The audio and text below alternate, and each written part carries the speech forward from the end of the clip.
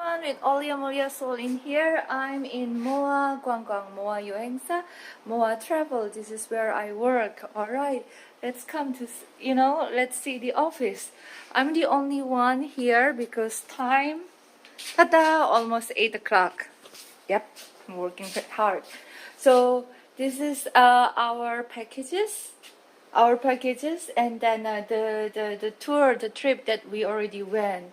I put all here so then I remember, as a inspiration,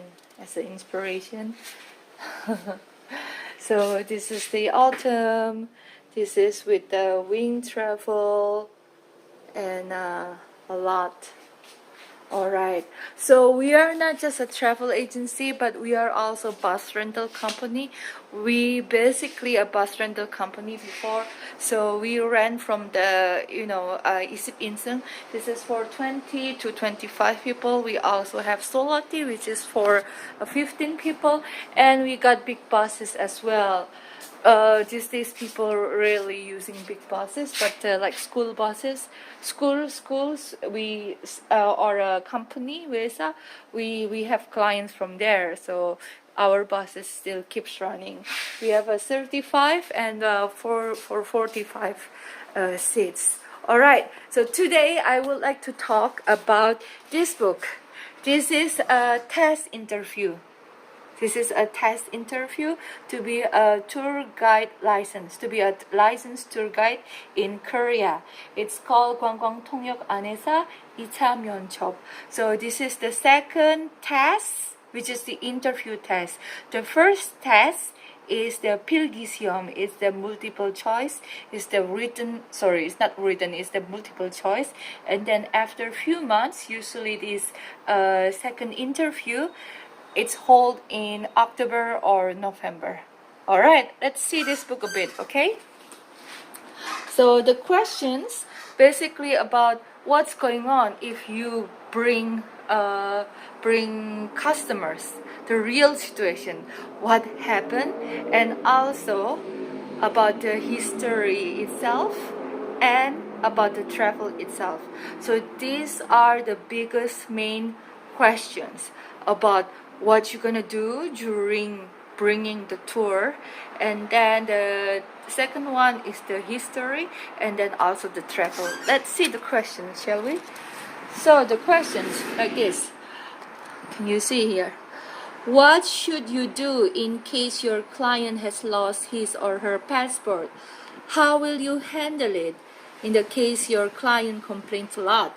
Which, you know what, this is actually pretty basic. We really handle something it's more complicated like this, like losing a cell phone, or some of my customers like lost her teeth. I know. And that one, and the other one, like this one. What is the difference between inbound tourists and outbound tourists? Okay, what's the difference between passport and visa? This is a pretty basic, but they have here explain about MICE and describe the importance and effect on the Korean economy. So it's about traveling, tourism, and also a little bit of hotel industry, mostly about tourism. And the history is something like this.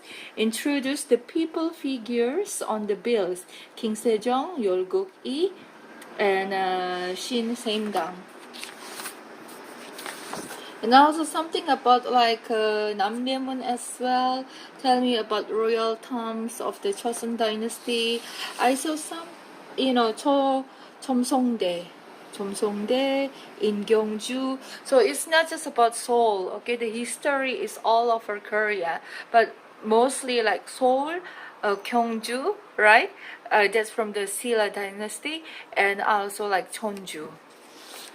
But it can be even farther than that. Look at this. This is about Suwon Hwasong Fortress as well. Alright, so guys, here I would like to show you. Look at this. Okay, how many languages you see here?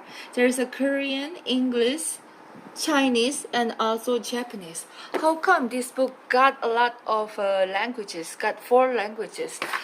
Are they trying to sell a lot?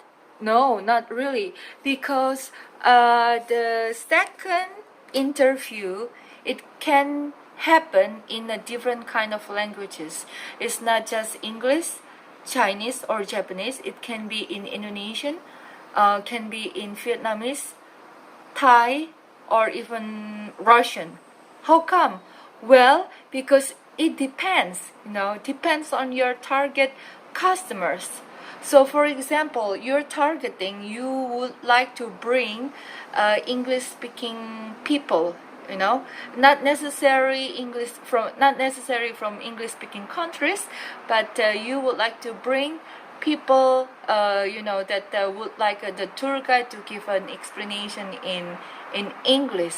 So then the questions will be in English.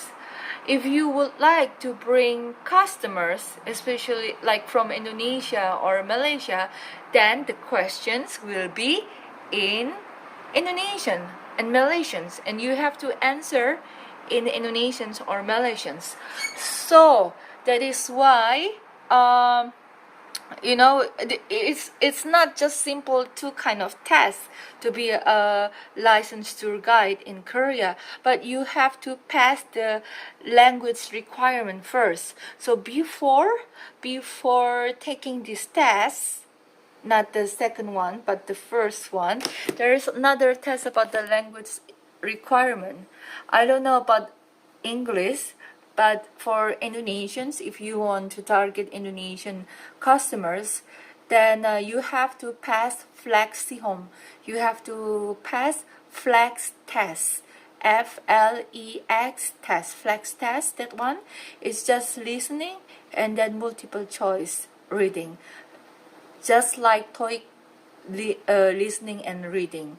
Right, that one. But you know what? The Flex Indonesian test is just once a month. It's just once a year. It's only once a year. But number one, the first tour guide test, they hold it twice, and then the Myeonchop, the interview, is one, if I'm not mistaken on that. Right. But the Indonesian language test definitely only once a year. Yeah, sorry, it's kind of ridiculous in my opinion. Like they have to hold it more often. Okay, people cannot just be nailed. People can just nail at once. Sometimes we fail. Sometimes we fail a lot actually. So I think that the language requirements, not just the language requirements, but this kind of test, I think it should be held 3 times a year, right? So guys, if you need an assistant, if you take this test, whether it's in English or Indonesian, and you need an assistant, I'm ready for you. I'm sorry, it's not free, but I just requires a little money. Sorry, because I need money, but I will not charge a lot, okay? So there you go. This is my video. I hope you enjoy. And then this is the office that I work. Right now I work here twice a week. And we still hold tours on the weekends.